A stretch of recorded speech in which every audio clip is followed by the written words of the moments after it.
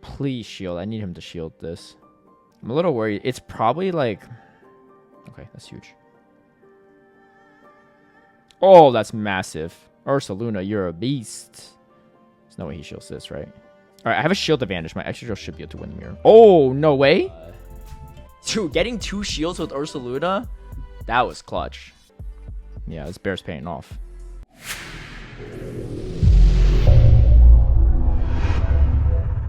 Hey everyone, we have another rotation of Master League Premier, and this time around there's actually been a decent amount of new additions that are fairly meta relevant, like Gholdengo and Chestnut. It might be pronounced Gholdengo, I don't know, I'll look it up afterwards, so if you want to roast me on the pronunciation, here's your chance. I decided to power up my Ursaluna. I thought that it would be a pretty strong safe swap. It's got a lot of bulk. The normal typing is actually very solid into Snorlax as well, and then having Thunder Punch gives us some coverage against the flyers, especially Gyarados.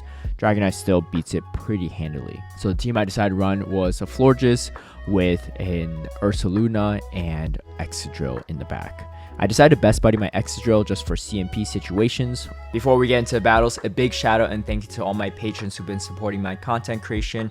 If you would also like to have early access to my strategies and lineups, or see behind the scenes footage of my battles, feel free to sign up in the Patreon link down below. Going into this first league matchup, we're going to showcase how to play Excadrill, which is kind of annoying because you can't really take it out with your own Excadrill down energy. So what I'd like to do is potentially catch a drill run, but my opponent here actually throws a drill run right away. So I'm just going to tank the energy and then swap to my Ursaluna. So I have a little energy stored here and they're not at a bunch of energy still. Ursaluna can, like I said, is pretty tanky, so you can still tank some damage. And double super effective Thunder Punch is very, very nice to have. And we get a shield against Gyarados too, which is quite nice. I am going to... Yeah, I'm going to shield one Aqua Tail here, because if I land this Thunder Punch, it's going to do a ton of damage. And if I don't land it, then we get another shield, so that's good. Able to quick attack, or tackle down, so chunked, my Ursaluna is already chunked in damage. And we get to a high horsepower. Unfortunately, I don't really want to shield this, otherwise I'm going to give this extra way too much energy. So again, I'm going to tank that energy on my Florges and then come in with my own Excadrill. Now the main thing is, I believe they threw on when they had the move, so now we are going to be tying on CMP, and because mine is best buddied, I am going to be able to win this once both shields are down. I expected a potential catch here, which is why I decided to throw a Rock Slide, and it definitely paid off because we actually see ourselves stuck against a Togekiss. And so we're going to finish off the Togekiss and then should be able to outpace here. No, actually we don't outpace, but that's fine because the Florges in the back is pretty healthy yet. So let's Moonblast. So Excadrill leads, you have to be a little crafty on how you play them out, but they're very winnable, and I won a couple with that. Mamoswine, this is an interesting one too. It technically can beat everything on the team. Florges is probably your best matchup here. But I'm going to go straight from the Moonblast, the hard-hitting Moonblast. I'm actually playing one of my patrons, so I don't know if they knew my team ahead of time or not, just because they might have not been a part of the stream when I played it initially. But they are definitely protecting this Mamoswine, which is not great for me, so I'm going to try to get this Moonblast off, and of course keeping track of the counts here too, making sure that I'm throwing before they get to the last Avalanche, and then now I'm going to catch an Avalanche on my Ursaluna. Ursaluna is just really to draw out any potential fighters in the back or dragons, and here's the fighter. And then we are going to throw the Thunder Punch here. Just some chip damage. I know I don't get high horsepower, but we do get a shield here, which is pretty crucial for me. And then now I know I'm not going to win CMP here, but I need a shield because I need to get rid of this Machamp for any chance for me to win out with Excadrill in the back. I haven't seen the third Pokemon yet, but here it is. It's actually going to be a Gyarados. So it's actually going to be pretty solid for me. We are going to throw the Rock Slide. We can tank one Aqua Tail. Obviously, Waterfall Gyarados is a whole different story, but Dragon Breath Gyarados does give us a potential win condition. I do have to watch out for a potential catch, though, and here comes the Mamoswine. I am going to throw right here. I kind of lost track of their energy, but I think I have enough in the tank here, and I do to get rid of this Gyarados.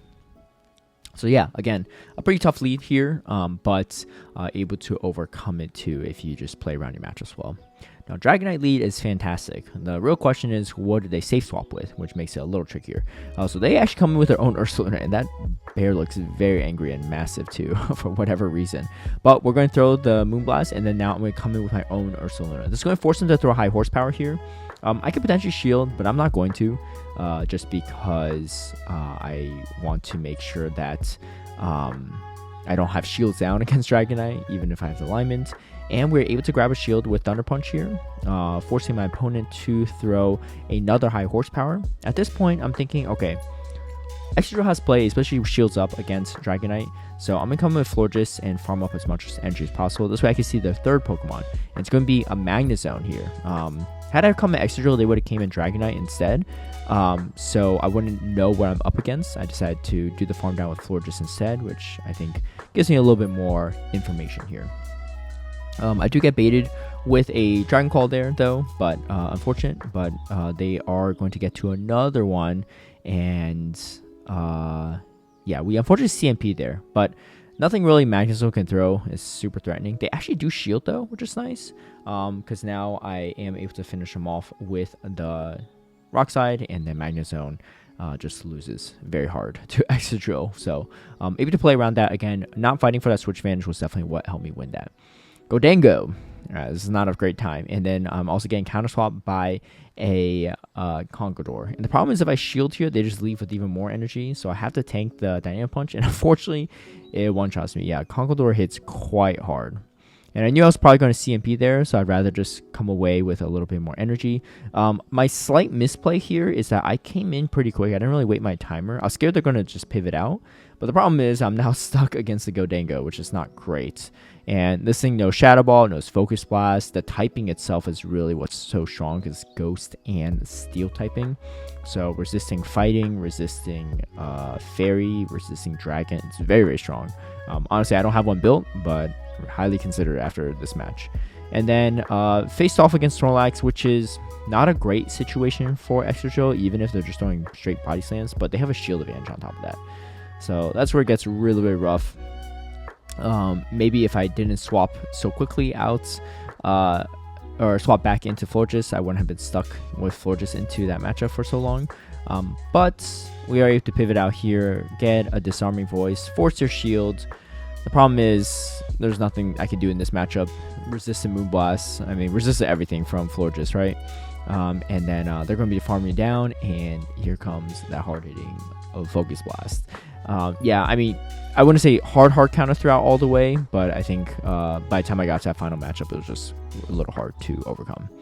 All right, we have a Florges here, and it's going to be a mirror match. What I like to do here is catch a move here on the Ursaluna. Ursaluna, I use kind of like a meat shield, absorbing a lot of the energy from my opponents here, mainly because it's pretty bulky, pretty solid.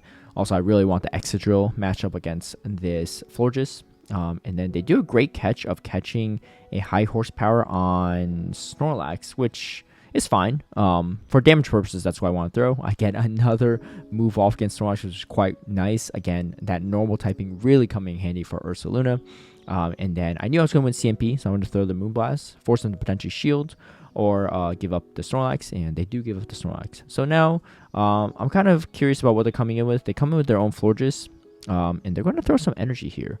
I should be a little concerned, but I think they're just doing it to stall the timer, and it actually is a Waterfall Gyarados, so I think they just want to get out that matchup by throwing the Disarming Voice.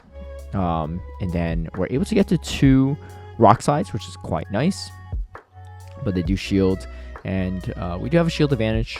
I could let the first Aqua Tail go. Moonblast is going to be much harder hitting, but the next one is going to start adding up here. So I'm going to shield this one. I'm going to farm up a lot of energy here, I think. Maybe throw 4 more. Yeah, and then just try to optimize my timing here and come away with some decent amount of energy. We have a lot of energy going into this matchup, but they also have some energy here too. So I'm going to go for the Disarming Voice baits. Great call by my opponent to not shield, but we get that last Fairy Wind through, and this is should be enough to knock them out. Yeah, so they probably doubled up at that point, but that's not enough. Okay, we're almost there. Last matchup here, we got Shadow Snorlax. Again, I like to use that Ursaluna to essentially absorb energy, but catching a potential Body Slam is a little bit harder. I'm also going to soften up with Moonblast because I want this to be in Drill Run range. So they actually shield the Moonblast. That's kind of nice for me. They might go Superpower here, but again, Ursaluna is meant to be a meat shield. Don't need to shield anything, even Superpower. As you can see, only does about half health, and here's the best part. I have 2 Thunder Punches ready for this Gyarados, so still getting a lot of value here, getting 2 shields right off the bat, and still landing a Thunder Punch. Just look at how much damage that does. So absolutely massive. And also, this is a Waterfall Gyarados, so even better. So now I can come in Florges here to potentially farm this down. This is a big threat to my Excadrill, and yeah, I think I just decided to throw the Disarming Voice because I didn't want to have to burn a shield. Yeah, I think that was my play, because I think they were pretty much at the move. And then now we come in with the Excadrill here. Now, of course, they're probably going to be baiting me with Body Slams, but I just have to preserve this and respect any potential damage. They could always pivot out here too, so Superpower and Dip is not out of the question. And then they're going to throw another move. Again, we have to respect the potential Superpower. Ends up being another Body Slam, not the end of the world. And then they have their own Florges here. So it's going to be resistant damage either way, but Moonblast is going to hurt a decent amount.